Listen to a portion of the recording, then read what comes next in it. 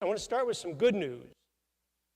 The world has made tremendous progress against hunger, poverty, and disease over the last generation. And I think we should start with that. I think more progress is feasible, and we should just start by remembering what God has done over the last generation. This is not a hopeless issue. But we are in the middle of a very serious economic crisis, a global economic crisis, which is a huge setback for hundreds of millions of struggling people. So I want to talk about that second. And third, I want to make the case that part of our response to hunger and poverty needs to be political. Of course, we need to act in our own families, in our own communities. We need to help hungry and poor people. But if we're serious, we also need to act as citizens to change laws and structures that affect hungry and poor people. And then finally, I want to tell you about Bread for the World, because Bread for the World is one tool that people of faith can use to make big changes, structural changes, through our influence on the U.S. Congress.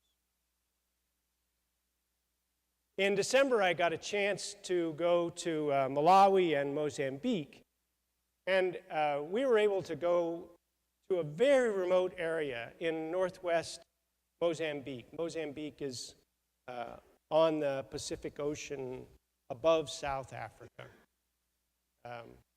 And there are a series of big lakes that go down East Africa along the Rift Valley. The lowest one is Lake Nyasa.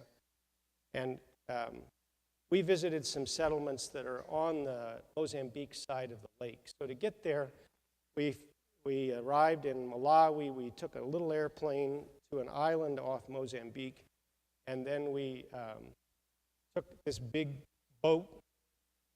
It had a motor, but I wouldn't call it a motorboat. You know, it's a different animal. But we took this boat, and our first stop was in Timbe. This is a settlement of about 40 households, 100 miles from the nearest road. Typically, people get there either by sailboat, so getting across that lake by sailboat takes most of the day, or they walk 2 hours from the nearest settlement to get there. So these were very isolated, very poor people. Everybody I met in Timbe knows what it is to go for a long time with little or no food. There were about 50 or so people on the lakeshore. When our boat got there, they were singing. I don't know if you know African religious music, but it's this sort of peppy, upbeat, and they were singing as we arrived. And actually, the people on our boat know them and go to church with them. So the people on the boat, as soon as we could hear it, they were singing the same song. It was just really great. We got to the shore. These people led us up. They took our luggage. They led us up the hill, singing and dancing. They don't get a lot of visitors in Mtimbe. And so this was a big deal, you know. And they led us up to this mud church that they have built. This is a settlement of 40 households. The Anglican church is really strong there, so it's mainly an Anglican settlement. I'm sorry, Bishop. So they've got this beautiful church made out of mud, but little intricate designs.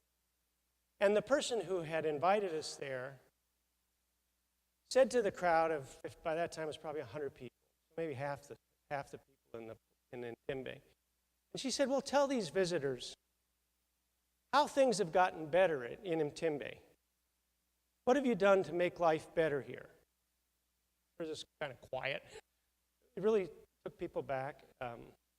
This was in December, so when I left Washington, the Washington Post was really depressing. They'd asked me, how are things getting better in the United States? I would have had a little pause too.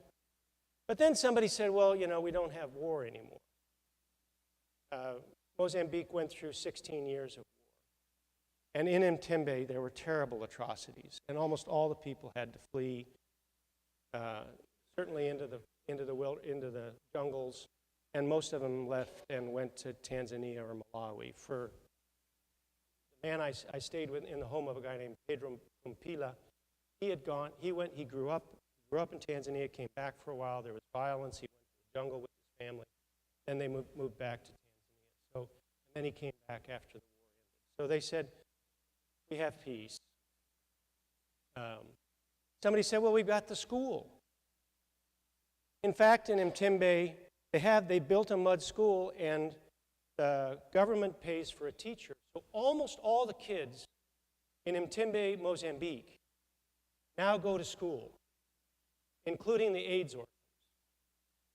I'm guessing 40% of the kids are AIDS orphans. But they get to go to school. Somebody said, well, we've got medicine for AIDS. In Mtimbe, I met 3 people who are living with HIV/AIDS.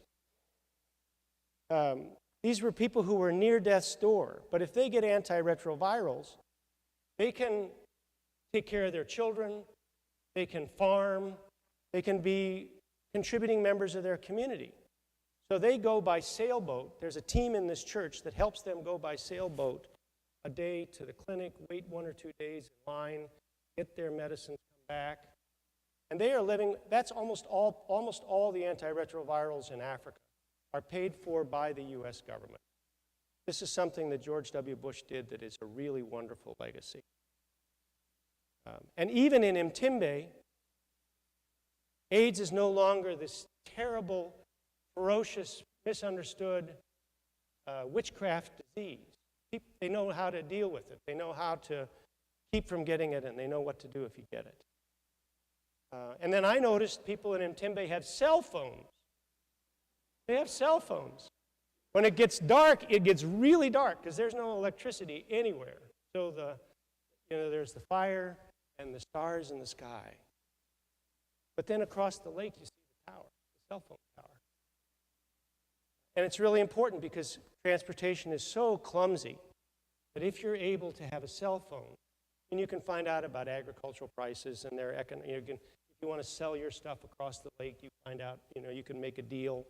So there are those economic uses, but also if your dad dies and you want to tell your sister, who lives a day away, you got to come home. You can, and maybe if you don't have, there's a rich guy in town who's got a cell phone, maybe once every 3 months you can pay him to use a cell phone. So the cell phone is a big deal. So I was profoundly encouraged by what's happened in Mtimbe. And that's happened all in many parts of the developing world. According to the United Nations, according to the World Bank, in 1990, they now estimate there were 1.8 billion people in extreme poverty, which they now define as less than the equivalent of $1.25 a day. 1.8 billion. By 2005, that was down to 1.4 billion. This is a huge, wonderful change. In the early 70s, about 2/5 of the people in developing countries were hungry. By the middle of this decade, that was down from 2/5 to 1/5. So don't let anybody tell you that world hunger is a hopeless problem.